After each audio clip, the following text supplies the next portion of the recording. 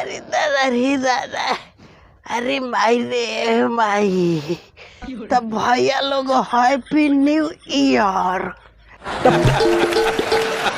तो रउआ लोग का सोचतानी कि हमार कोनो भारी एक्सीडेंट भइल बा तबे है नाक मुँह हाथ गोड़ टूटल बा।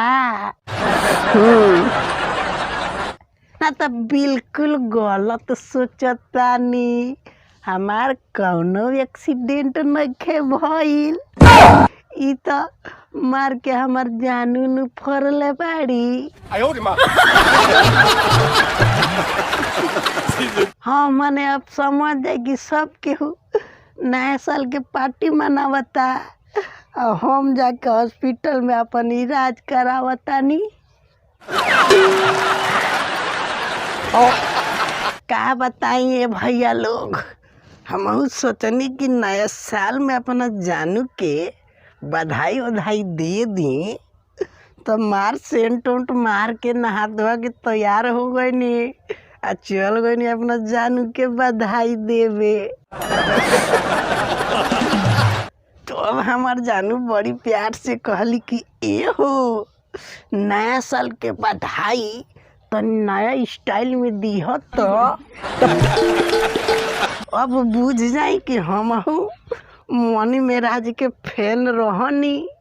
अपना जानू के पांजा में धो के आ बड़ी मजा से कहनी कि हैप्पी न्यू ईयर करे जा।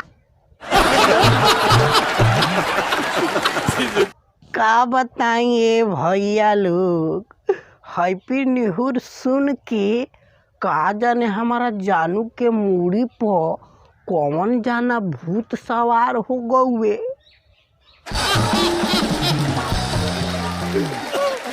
लगातार मार सेंडिले से मार मार के सब है हुलिया बना देले बाड़ी।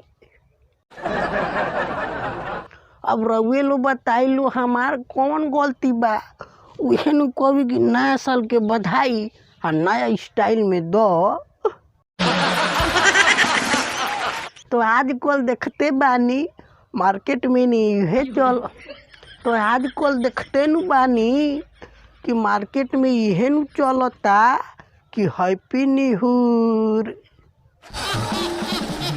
ईयर।